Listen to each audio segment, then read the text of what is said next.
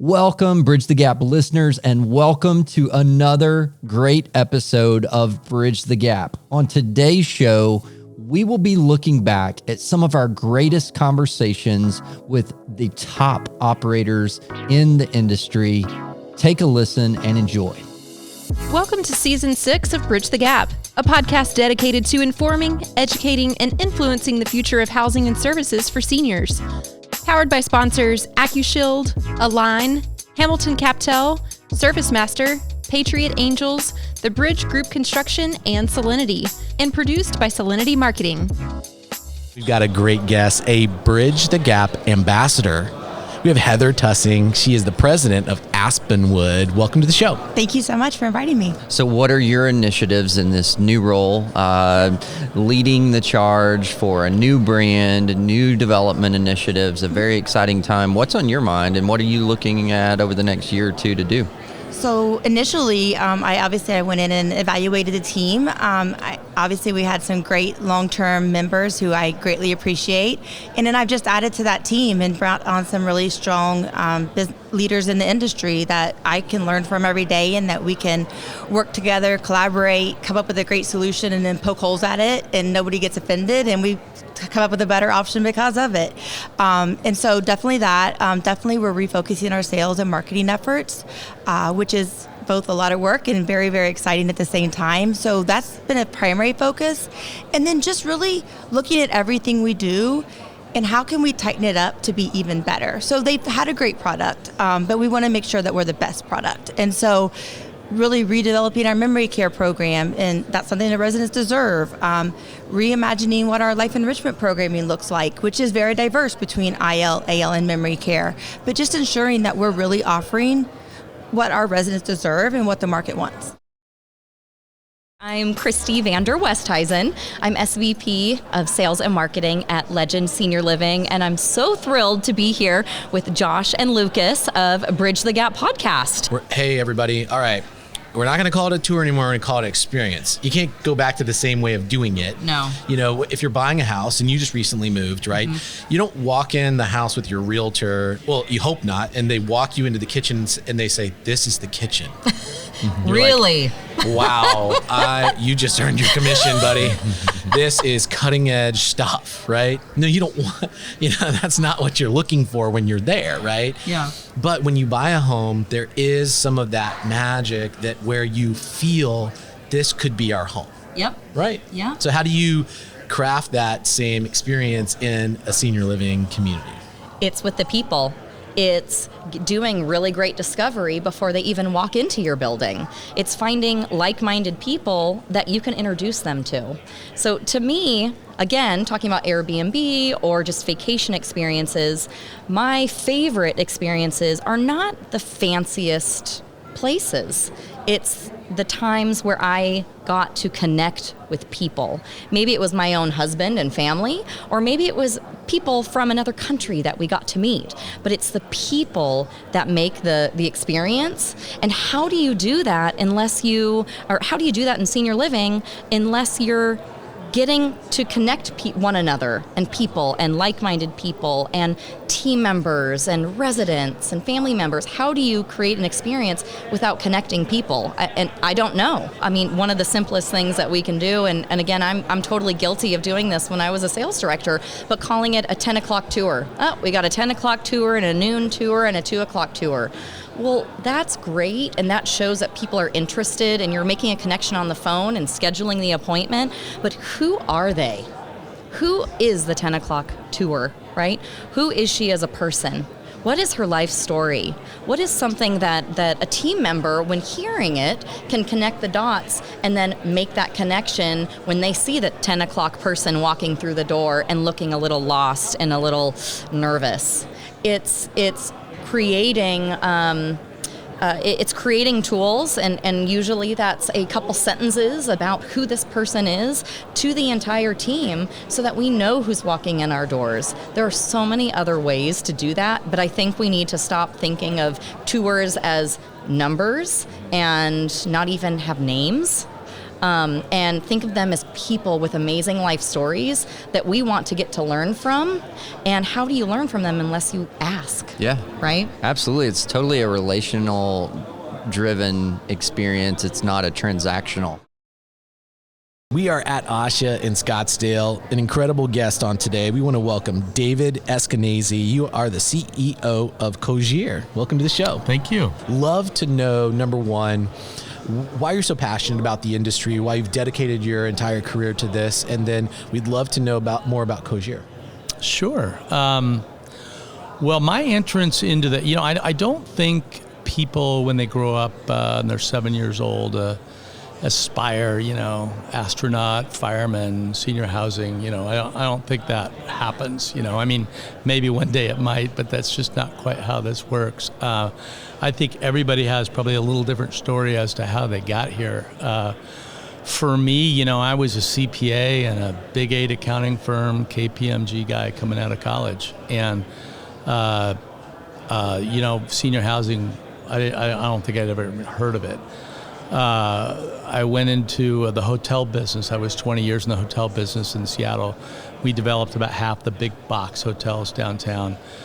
We built them, we developed them, we operated them, and I was very much in the hotel business. And ultimately, my mother had an early onset of Alzheimer's, so they found themselves in the same nursing home. And what I won't forget about that is what that looked like. And what that looked like was kind of like One Flew Over the Cuckoo's Nest. I will remember the shiny floors, and they were uneven, and this visual of what that was like. It was so institutional. And this was the best that money could buy. My family could afford great care, and that's what you got. That's what that looked like. And, that was sort of a pitiful memory, to be honest with you. But I also didn't realize what the industry had done to change that until later in my career. So when I was in the hotel business a while, I got a phone call, would I consider going into senior housing? And I did remember that visual, and I wasn't terribly interested in that. But I took a tour of a building, and it was a building that looked nothing like that visual. I was like, wow, really, this is great. That this industry has transformed into this. That I could get my brain around, and it quickly became a collision between hospitality and that nursing home. And I thought that's pretty cool. So on paper, the senior housing industry is not a lot different than a hotel. There's occupancy and rate, food and beverage, and various departments. So I could certainly get my brain around the business side of it. But the real estate piece of that and the design and some of the things that could advance away from that visual that I had was something I thought, was very interesting and very worthwhile. So it seemed like a real fitting part to where I could take my career. And so that's kind of how I got there. We're in San Diego at the Spring NIC Conference, and we're having a great time with a great guest. We want to welcome Leon Grundstein. You're the founder and the CEO of Gen Care Lifestyle up in Seattle. Welcome to the show. Yeah, thanks for having me here. I'm really excited to be on your podcast. Well, I'm curious because you talked about the team. I know you've talked so much about the rich culture you guys have. We've obviously heard the impact of the average length of stay, which I think is a huge statistic in support of this model. When so many operators, I think, are trying to figure out how to remove responsibility and remove task and scale back what the team members are having to do, your model sounds like, wow, we're raising the bar. Our team is really getting in there and doing a lot, but it sounds like it's actually having a positive impact, and you're taking a little bit of an opposite approach to what many operators are doing to the labor challenges. Tell me about that approach and that strategy, how you're seeing that even in the recruitment of team members. People who want to work in our industry want to have some job satisfaction and purpose. It's not just, I'm going in, collect my paycheck, go home.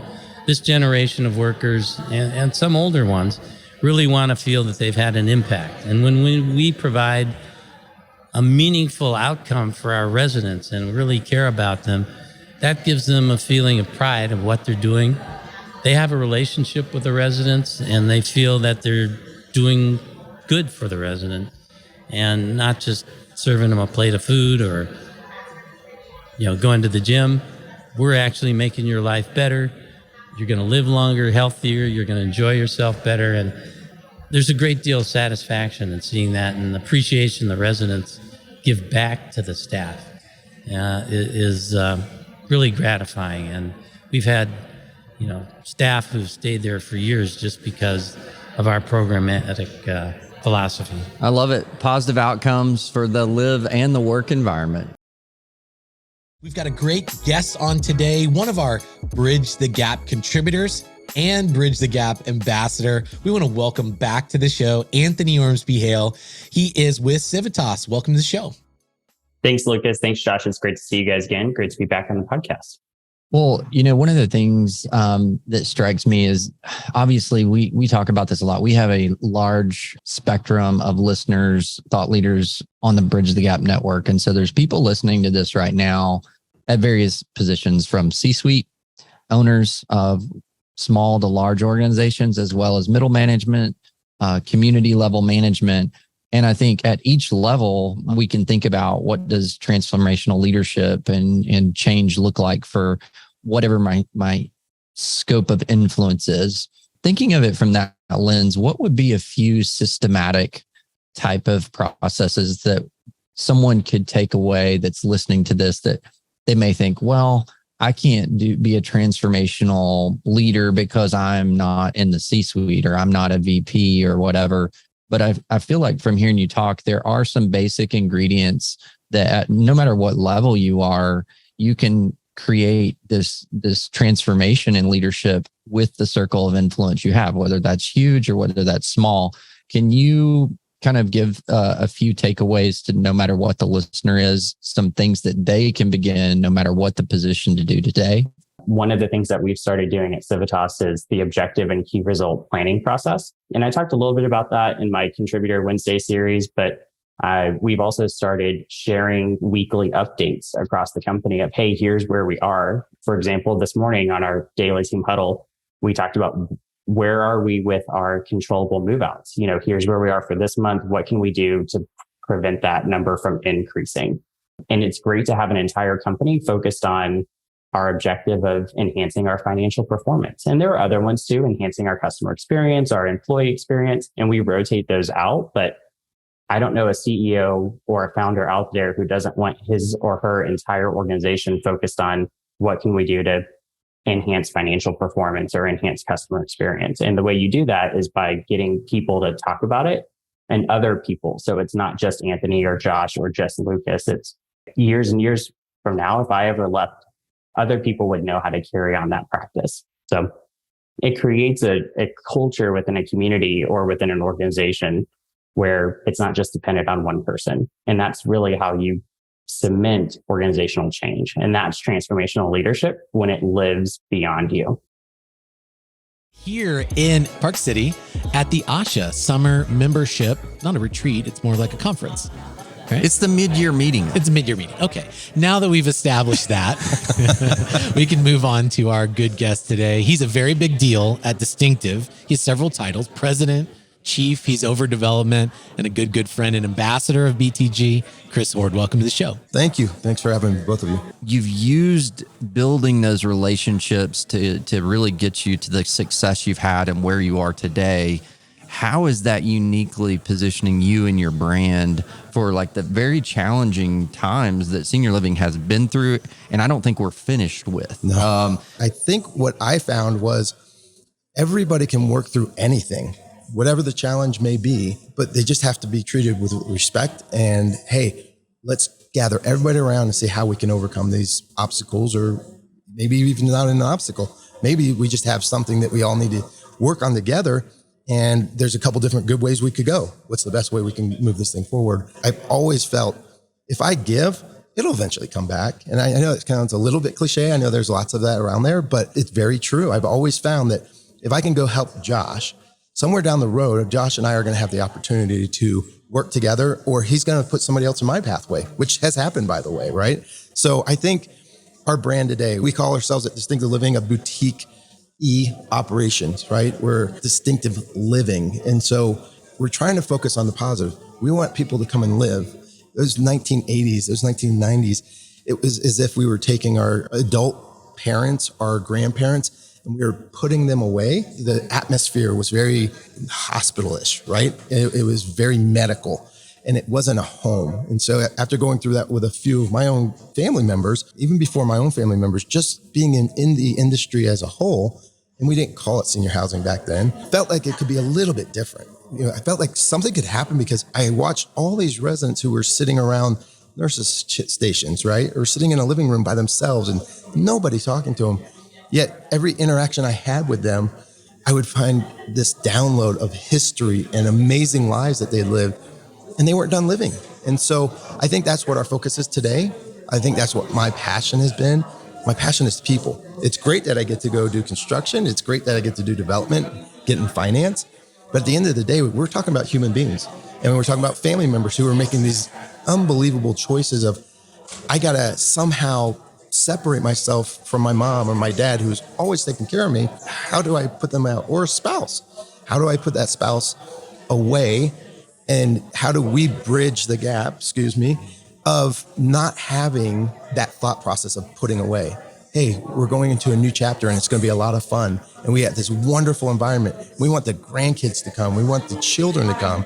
And we want them to live more experiences and memories. So I think for me, going back to hopefully your original question here, what can I do? What can we do as an industry? I think that's be community. Watch out for one another. And I have done it with you guys. I have a lot of people in my network where I don't know if I've done any deals with them. But what I have found is opportunities to help somebody else. And I see that come back. So that's what I'm grateful for. Beautiful Utah day here at the ASHA Summer Membership Meeting. And we got a great guest on. I want to welcome Dan Williams, the president and CEO of Ally Senior Living. Welcome to the show.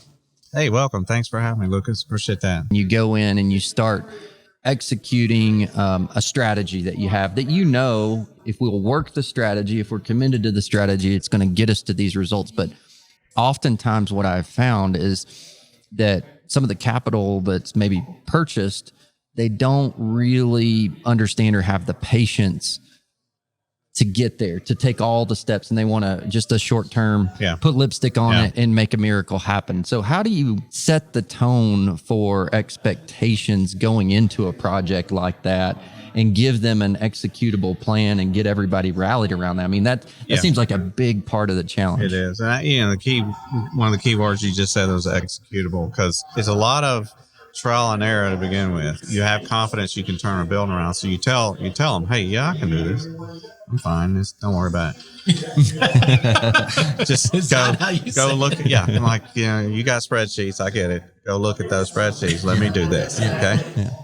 But their patience runs out. And I get it. I mean, they have, the pressure comes all the way down. Mm-hmm. Money makes the rules. It can come from the lender. It can come from the LP equity. It comes from GB. It comes all the way down. And you're down there trying to execute, certain plans that will turn that building around, managing those expectations. I have people that work for me that do it much better than I do, because I get a little impatient myself, frankly. All in all, when you get a capital provider or an owner investor that's been in the business a while, they understand that you can't flip them overnight typically. I mean, sometimes you can, but that's rare. It takes patience. It takes executing a plan over and over. And a lot of times these turnarounds, they depend upon the leadership in the building. You got to change that out. The fact is, most, when I do a turnaround, I would say that unfortunately, and this is not the way that we go look at it, but after 6 to 9 months, there's usually no department heads left. A lot of the building staff has turned over. They've either their choice or by our choice, had to be replaced, or they've chosen to go work for somebody else where they're better fit. While you always try to hire the best person, you really don't know that until they get in there and start performing. And then you give a little time. And if you go through that 2 or 3 times to find the right person, well, that's stretching it out. And in capital, usually that's tough on them. Sure. It's tough on them. But luckily, we've been able to come up with some good screening systems and stuff and hire better. Thanks for listening to another great episode of Bridge the Gap. Thanks for listening to Bridge the Gap podcast with Josh and Lucas. Connect with the BTG Network team and use your voice to influence the industry by connecting with us at btgvoice.com.